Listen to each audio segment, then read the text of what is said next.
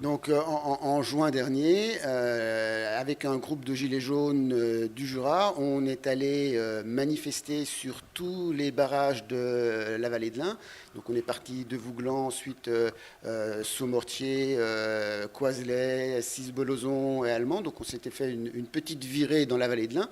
Et sur chaque barrage, on déployait nos banderoles gilets jaunes pour expliquer qu'on était contre cette privatisation des barrages, parce qu'on considère que c'est un bien public et que voilà, il faut que ça reste dans les mains de l'État et dans les mains d'EDF, qui reste quand même le principal producteur d'électricité en France. C'est ça, de 17 novembre 2018. Donc le mouvement des Gilets jaunes a commencé à l'époque de manière pacifique. On était sur les ronds-points, donc j'avais mon gilet jaune sur le rond-point d'Orgelet avec un certain nombre de personnes.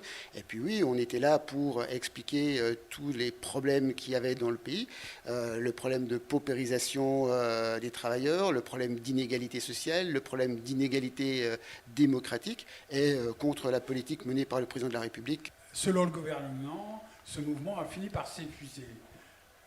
Il s'est arrêté à cause du confinement. Pensez-vous qu'il va repartir de plus belle ? Non seulement je le pense, mais j'œuvre à l'heure actuelle pour préparer le déconfinement. Et le déconfinement sera la renaissance des Gilets jaunes.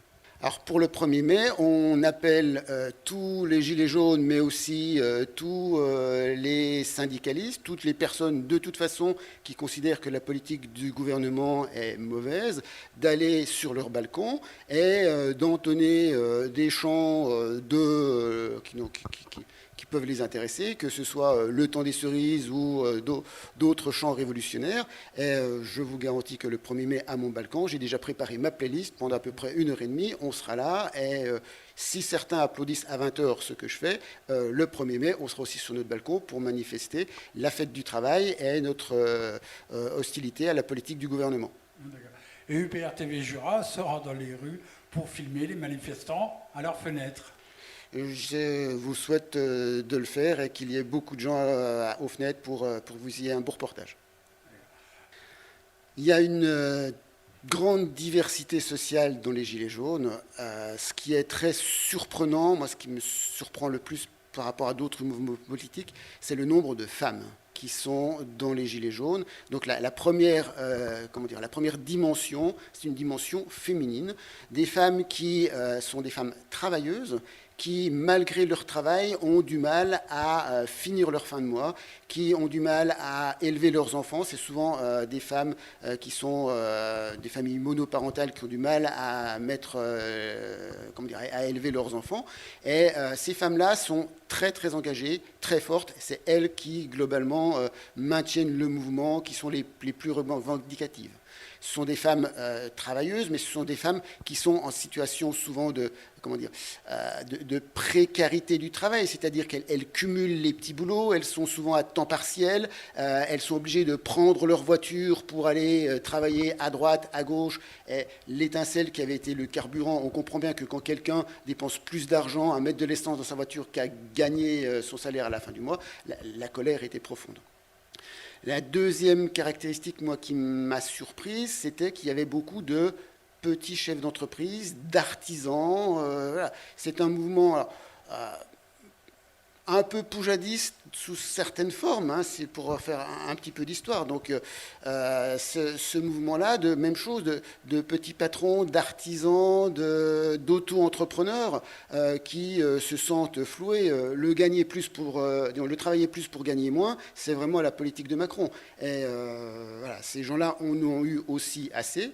Et puis, il y a tout un ensemble de gens que je qualifierais de gauche, voire d'extrême gauche, qui sont, eux, habitués à manifester, mais qui ne se ressentaient plus dans la disparition des partis politiques. Le Parti socialiste a suite à l'élection de Macron, a complètement explosé.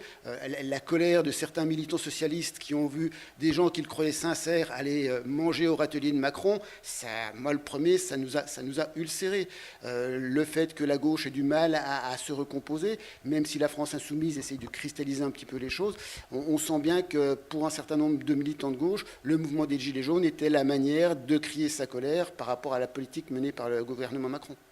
Ce qui est relativement intéressant d'abord, c'est d'exprimer la fraternité. Liberté, égalité, fraternité. La fraternité, ça faisait longtemps qu'elle n'existait plus dans le pays. Et sur les ronds-points, on a retrouvé cette fraternité, le plaisir d'être ensemble, de fraterniser ensemble, mais aussi de discuter, d'échanger. Je ne vous cache pas qu'on entend beaucoup de choses sur les ronds-points. C'est vraiment un creuset de discussion. Certaines fois, j'ai entendu des propos, moi, qui m'ont un petit peu choqué. Quand je parlais de poujadisme tout à l'heure, il y a des propos de certaines personnes qui sont très très à droite et qui, moi, me choquaient un petit peu. Donc, mais par contre, on a pu vraiment discuter. C'est-à-dire que la plupart du temps, on a du mal à aborder un certain nombre de sujets parce que les gens s'opposent les uns aux autres rapidement. Là, on a pu vraiment échanger, discuter, avoir un certain nombre de creusets. Donc, au-delà de la première colère qu'il y a eu, très rapidement, ce qui était mis en avant, c'était le référendum d'initiative citoyenne, le référendum d'initiative populaire, selon la manière dont on avance. Donc, ce référendum d'initiative populaire, moi, j'y crois beaucoup. Il faudra qu'on reprenne cette action-là pour essayer de l'obtenir. On a vu quelque chose qui est maintenant tombé un petit peu avec le confinement dans l'oubli, c'était la proposition référendaire pour la privatisation des aéroports de Paris, par rapport à notre discussion tout à l'heure sur la privatisation. Il y avait une autre privatisation qui était en jeu, c'était celle des aéroports de Paris. On n'a pas obtenu le nombre de signatures suffisantes, il fallait 4 millions de signatures, on en a à peine obtenu 1, mais c'est déjà pas mal d'obtenir 1 million de signatures. On sent bien que ce genre de méthodes pour faire avancer les choses peuvent être relativement intéressantes et il faut continuer à travailler là-dessus. Comment va évoluer le mouvement des Gilets jaunes ? C'est très difficile à dire. Si le gouvernement Macron continue dans sa logique, ne tire pas les conséquences de la crise du coronavirus et reprend sa politique du monde d'avant et ne tient pas ses promesses du monde d'après, la sortie sera très dure. Et je vous garantis que les mouvements de violence que l'on a vus en décembre 2018, ils repartiront de plus belle.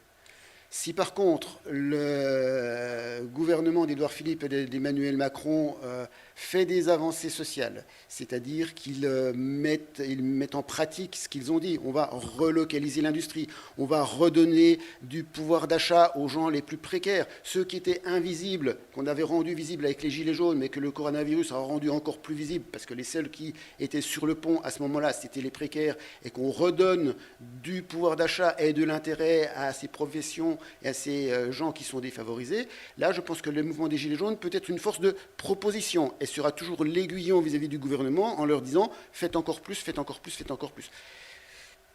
C'est pas moi qui peux prédire. Les cartes, elles sont dans les mains du gouvernement. Ils ont pris conscience, j'espère, du problème. S'ils appliquent ce qu'ils font, pourquoi pas, mais je crains plutôt qu'ils fassent absolument l'inverse. C'est-à-dire qu'ils se servent de la crise du coronavirus comme une stratégie du choc. La stratégie du choc, c'est qu'on va casser encore plus les services publics, on va casser encore plus le droit du travail. Quand on regarde la loi d'urgence sanitaire, pour moi, c'est une catastrophe. La loi d'urgence sanitaire est socialement une catastrophe. Le gouvernement gouverne par amendement. Le Parlement n'est plus qu'un Parlement croupion, encore plus que ce qu'il n'était. Ils ont cassé le Code du travail. Ils vont pouvoir obliger les gens à travailler à 60 heures. Et cette loi d'urgence sanitaire, elle n'a pas de délai dans le temps. Donc là, les Gilets jaunes, on va être très prudents. On veut bien faire un effort, oui, mais si l'effort n'est pas suivi de contrepartie, c'est sûr que ça ira très très mal.